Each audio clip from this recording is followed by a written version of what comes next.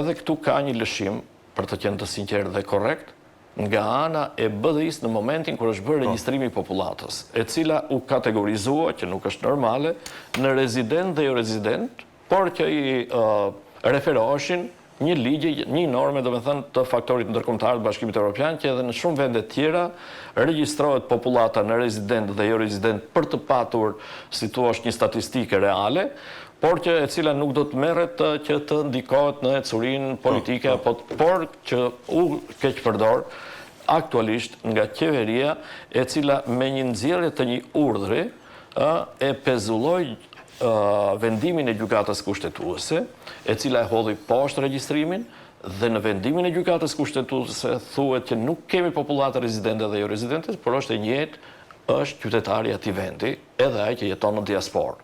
Ndërkohë që urdhëresa qeveritare e shkeli këtë lloj vendimi të gjykatës kushtetuese dhe urdhëroi Komisionin Shtetëror Zgjedhor atje që ta ndajë atë që quhet jo rezidente popullatën, e cila jeton jashtë dhe mos llogaritet se është në, si thua, Maqedoni, nuk është, do të thotë, rezidente, dhe kjo ka sjell uljen e këshilltarëve. Si përfaqësues për atë një popullate që nuk janë aty. Ashtu. Por jo vetëm uljen e një popullate që nuk është aty, dhe të këshilltarëve, duhet të them, por edhe uljen e buxhetit për komunat tona, sepse janë 172.000 qytetarë, të cilët përjashtohen nga kjo, dhe kur heq këtë shumë të këtij kontingjenti, atëherë kemi zvoglimin e këshilltarëve në për komuna, apo në bashki që ju i quani, dhe rrjedhimisht kemi edhe uljen e buxhetit, për faktin se dhe këtu duhet të fokusuar, mendoj unë, politika atjeshme, për një lloj decentralizimi edhe fiskal, nëse jo më shumë, të pushtetit vendor. Për faktin se nga tatimi edhe personal, edhe nga TVSH-ja, merr një pjesë shumë të madhe qeveria dhe pastaj i ndan në një lloj formule në bazë të qytetarëve dhe nxënësve. Dhe kur të nesërmen, në bazë të numrit të qytetarëve, qeveria do të ndajë fonde për komunat tona, ato do të jenë të reduktuara. Prandaj është me të drejtë shqetësimi i deputetes në fjalë. Kështu që po të shikom në vend që të paksohen problematikat të cilat kanë një lloj ballafaqimi të konstant mes dy etnive tona, problemet po shtohen. Po thellohen. Thellohen dhe kjo nuk është, si thua, një lajm që duhet të na gëzojë, por është një moment mbi cilin duhet të reflektojë politika shqiptare atje. Nga problemet që sipas jush po thellohen mes dy etnive, do shkojmë tani në Kosovë dhe të shohim nëse atje po zgjidhen apo po thellohen. Ta gjykojmë së bashku, po them. Dhe duat nisem nga ajo se çfarë presidenti Aleksandar Vučić i Serbisë u shpreh në fjalimin e tij në Asamblenë 80 të Kombeve të Bashkuara, kur dhe në takimin që pati me sekretarin e shtetit Marco Rubio përpara fjalimit, kur tha që Kosova është pjesë integrale e Serbisë. Sigurisht për ne shqiptarët ky është një deklarim shumë i rëndë, sepse për ne historia ka një tjetër rrjedhë dhe një tjetër zhvillim dhe një tjetër kuptim, por për Aleksandar Vučić ka një tjetër kuptim. Jo vetëm për Aleksandar Vučić, por për Serbinë në tërësi. Për faktin se në kushtetutën e shtetit të serb, vazhdon të jetë, po. Vazhdon Kosova të figurojë si një territor i saj. Që do të thotë se problemi i Kosovës padyshim është një problem ndërkombëtar, jo vetëm shqiptar. Sepse e ka njohur Shtetet Bashkuara të Amerikës, e ka njohur pjesa dërmuese e Shteteve të Bashkimit Evropian dhe të tjera shtete, Kosovën, kemi forcat e NATO-s aty, është edhe një projekt i përbashkët, do të thotë, në mes sakrificës së UÇK-s dhe ndërhyrjes ndërkombëtare të NATO-s. Në kuptim të kësaj tani më Vučić padyshim po ballafaqohet jo vetëm me shqiptarët në kuptim të kësaj, por edhe me faktorët e jashtëm të cilët e ka njohur pavarësinë e Kosovës. Por që pako e Ahtisarit, e cila u përkthye në kushtetutën e Kosovës, krijon disa premisa për serbët që të kërkojnë brenda Republikës së Kosovës atë që quhet bashkësi etnike. Zajednica. Dhe këtu tani më kemi një ngërç jo vetëm politik, por në marrëdhëniet dhe bisedimet të cilat janë shtyrë nga BE-ja dhe të vëzhguara nga Shtetet e Bashkuara të Amerikës. Unë thash që është një këndvështrim tjetër për Vučić, jo thjesht në kuptimin ligjor dhe formal, sa të e dim, po edhe në sensin që Kosovës i është ndërprer dialogu strategjik, në të njëjtën kohë që Serbisë është premtuar në harkun e pak ditëve nisja e dialogut strategjik. Atëherë këtë po e shfrytëzon në këtë sens. Të kuptova. Atëherë këtë moment po e shfrytëzon, do të thosha, me mjeshtri Vučić. Dhe jo për fajin e atij, po më shumë për fajin tonë.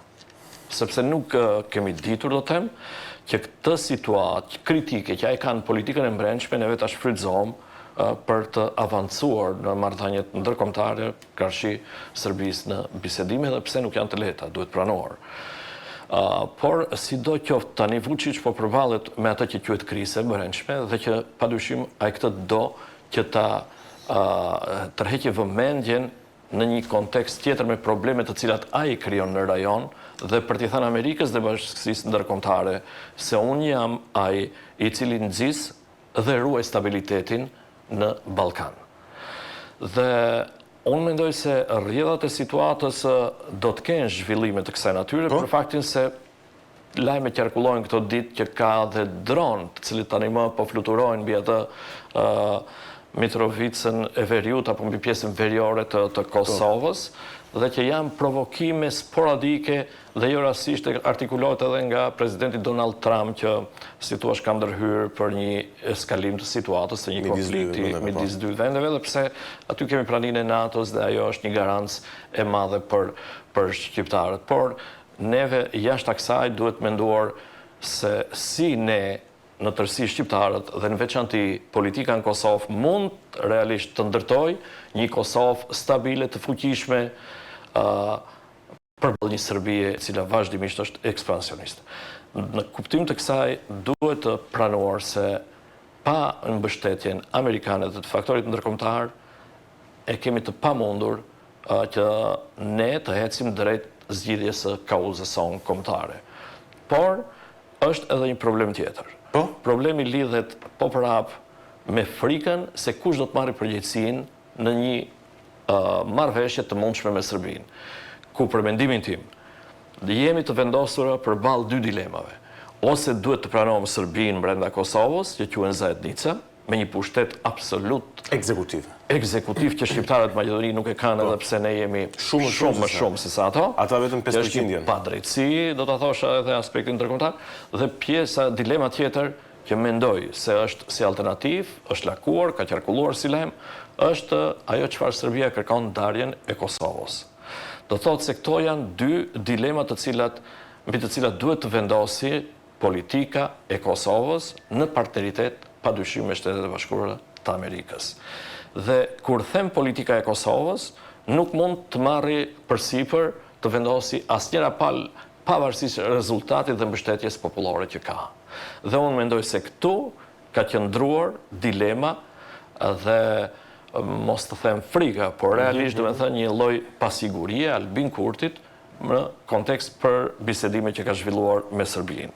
Sepse edhe vendimi i ndërprerjes së dialogut strategjik nga ana e Shteteve të Bashkuara të Amerikës erdhi nga një moment i dështimit të bisedimeve në Bruksel të dy delegacioneve 2-3 javë më herë. Dhe pas këtij momenti u mor ky qëndrim i cili u lidh edhe me deklaratat e Albin Kurtit ndaj gjyqësisë dhe prokurorisë atjeshme, mos njohjen apo presioni që ushtron ndaj institucioneve të pavarura në Kosovë, por që unë mendoj se thellë problemi qëndron në një lloj tërheqje të Albin Kurtit nga negociatat që duhet të zhvillojë me Serbinë dhe që i është kërkuar ndoshta një arritje kompromisi nga Shtetet e Bashkuara të Amerikës, për faktin se duhet kuptuar që ky moment është decisiv edhe për zhvillimet të cilat ndodhin në botë, dhe që ne nuk mund të anashkalojmë apo mos të kuptojmë partnerin ton strategjik, por t'i krijojmë në përkëmbëza të tjera në këto rrethana. Në vazhdim të kësaj,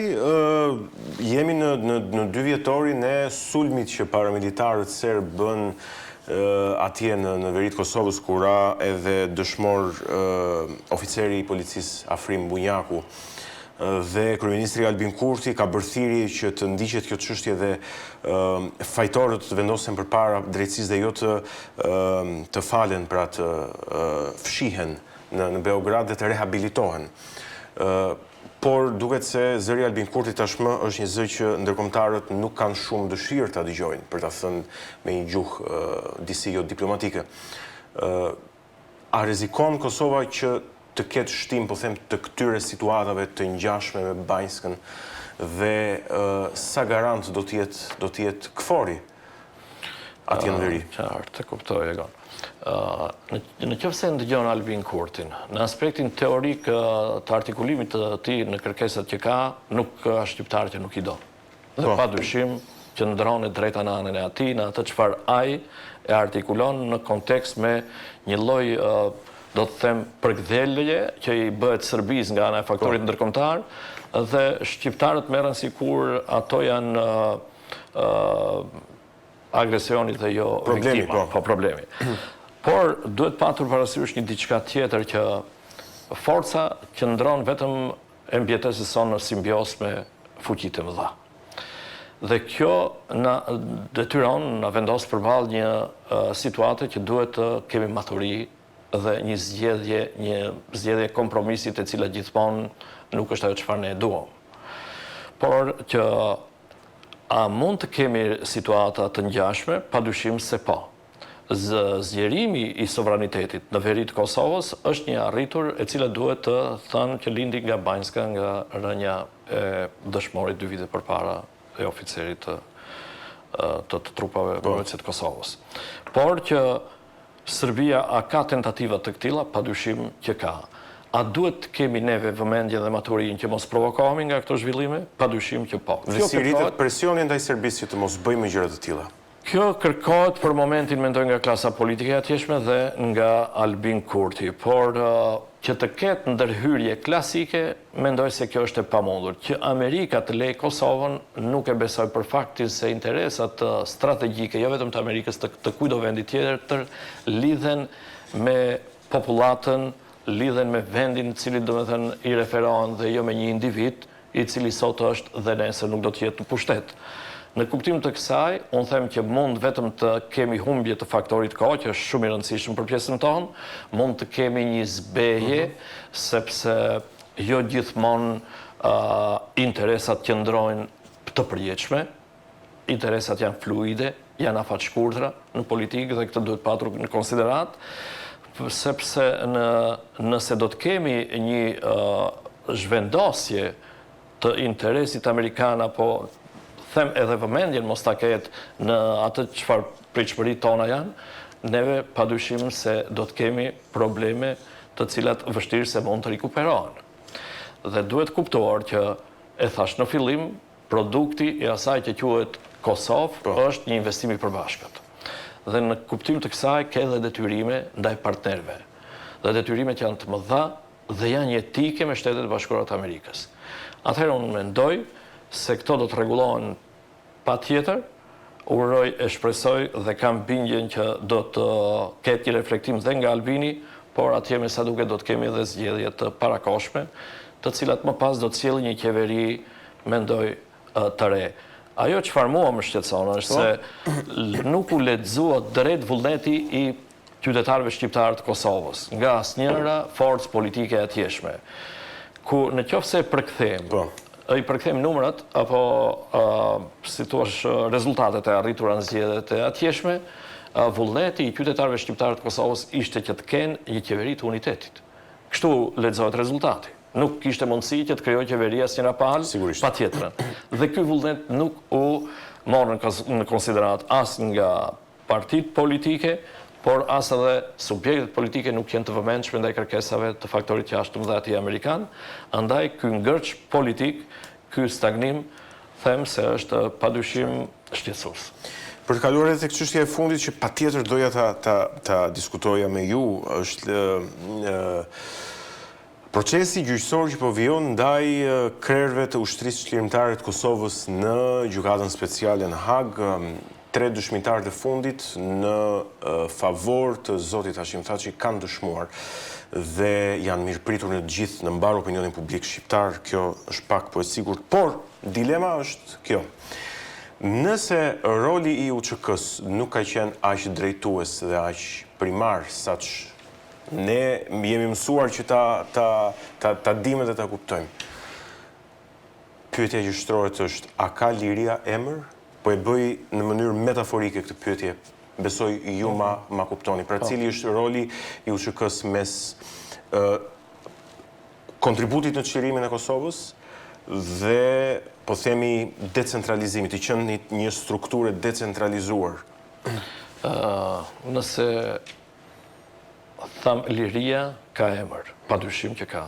Ajo është në radhë parë sakrifica mbarë popullore, është gjaku i derdhur dhe padyshim mbrapa asaj më pas kemi daljen në skenë të ushtrisë çlirimtare të Kosovës, e cila ishte e diktuar nga një lloj gjenocidi i cili po përgatitej nga regjimi i Miloševićit.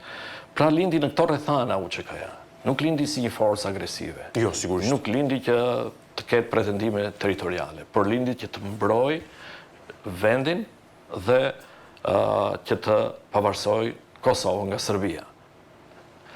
Në kuptim të kësaj, prandaj dhe me të drejtë, gjyqi në Hag nuk është individual, nuk i bëhet vetëm asaj katërshës, por aty gjykohet Kosova. Këtë e them për faktin se që të gjithë e dim se u ngrit me një lloj presioni gjykata speciale e Kosovës për në Hag, por të bazuara në një lloj dëshmie e cila burimet i kishte në Serbi. I kishte të kompromentuar, jashtëzakonisht kompromentuar. Atëherë, si mund që të gjykosh viktimën, e cila po mbroheshte, e cila kërkonte lirinë edhe pavarësinë e vendit të vet, si ka mundësi, domethënë, një ushtri çlirimtare e Kosovës në atë kohë që të bëjë gjenocid, që të bëjë, domethënë, krime të njerëzimit? Unë them tani në formë retorike po ngrej këto pyetje.